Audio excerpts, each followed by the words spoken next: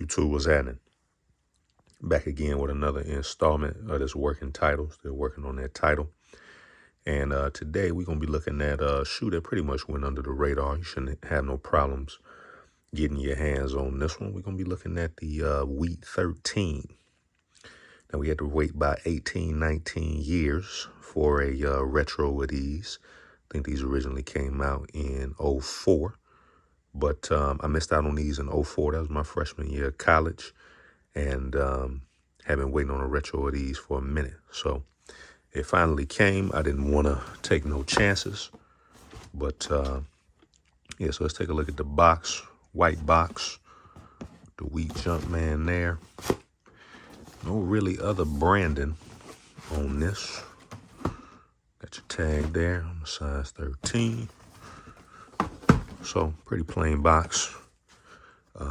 Very underwhelming box in my opinion, but try to get into that a little later. Now, let's look at the actual shoe itself. Yes, sir. Yes, sir. Clean. Very clean. Now, again, for me, I don't really care what kind of demand or hype a shoe has. That's not, because I've been wearing J's for the longest. And, when I was coming up, really the demand, it wasn't this fake demand that really the internet creates. It was really, is the shoe hot or is it not? You know what I'm saying? And to me, like I say, I wanted these when they came out. I couldn't get my hands on them. And yeah, it's just a clean shoe to me, man. Got your hologram there. Got your Wheat insole with the white Jumpman there. I mean, this particular shoe, not really a lot to go into like the Gratitude review. It was really hard to mess this up. Again, you really only got two colors on the shoe. The white and the wheat. And I never take this little plastic off of my 13s for whatever reason. But yeah, the hologram, one of my favorite aspects of this shoe. So, let's talk about, like I say, probably not going to have to worry about resale or having to try to, come up on these on resale because pretty much got a full-size run on these all the way up to size 14. Yeah, that's right. So all the big sizes is gone for the most part. Shouldn't have no problem getting your hands on that, which is a good thing. If you're into the shoes, if you like me, if you actually like to wear the shoes, you don't want to have to go through trying to fight bots and trying to, just go through all of the things that the shoe game really has become in the last, 10, 15 years. And we're actually going to talk about that in a later episode. We're going to kind of dive into that a little bit deeper. But on this shoe right here, resale shouldn't be a factor. Now, let's just say you're watching this 6 months from now or a year from now, and they're sold out. You can't get your hands on them. Just because there's no demand for them right now, the funny thing about J's is that over time, for whatever reason, the shoe value can go up. It can stay the same. It can go down. I had some Jordans low top 11 IEs that I purchased in 2007, 2008, something like that. It was black with the yellow. And I got them brand new from Champs for $40, right? On sale, all that, $40. If you get on eBay right now, you can't get them for nowhere near that, brand new. They $200, $250, maybe even more as far as buy it now, what people are selling them for.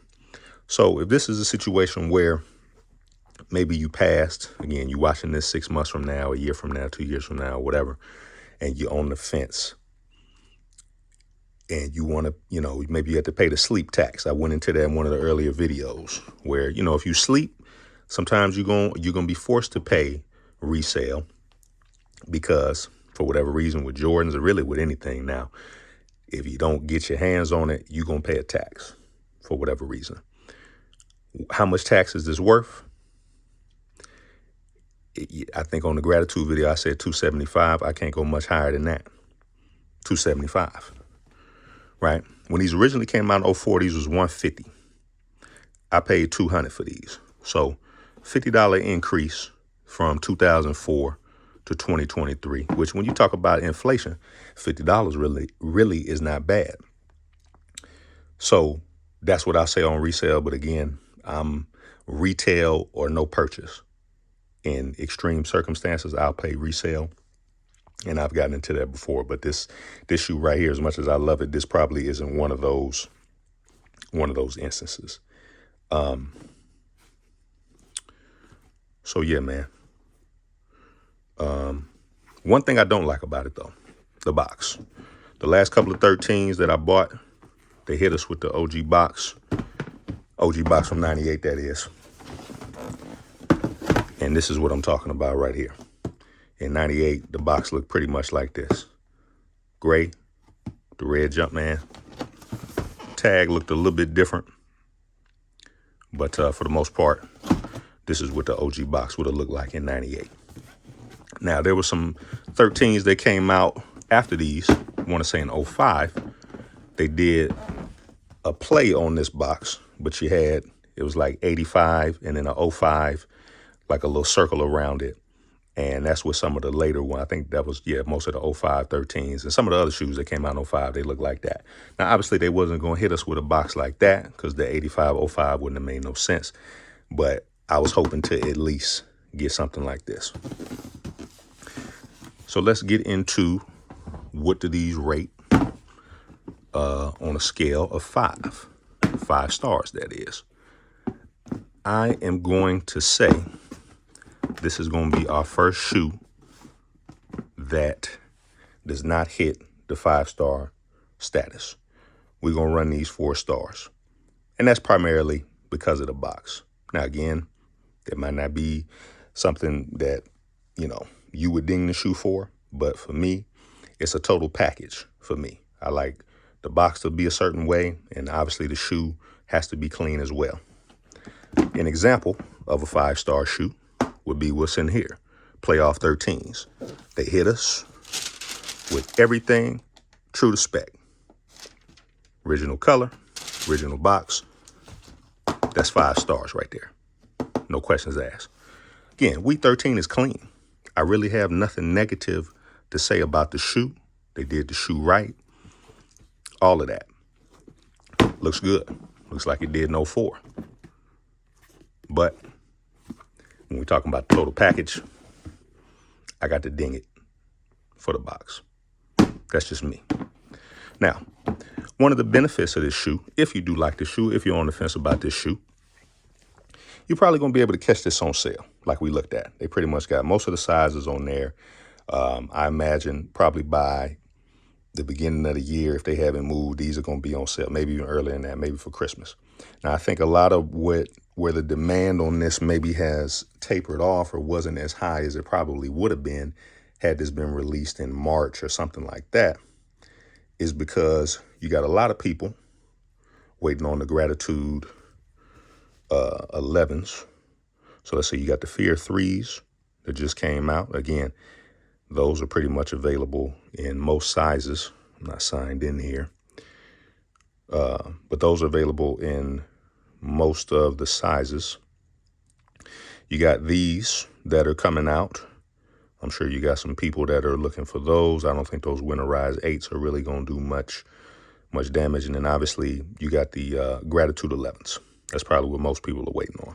So it could be a situation where after the Gratitude 11s drop and people either get them or, strike out on them, you could see a situation where some of the other shoes that are in stock currently, probably will start to move because it'll be Christmas and things like that. But I think right now, if you decide to wait, shouldn't have no problem scooping these up if you want to pay retail, which, I think if you wait a little longer, you'll be able to catch them on sale. But great shoe, excellent shoe.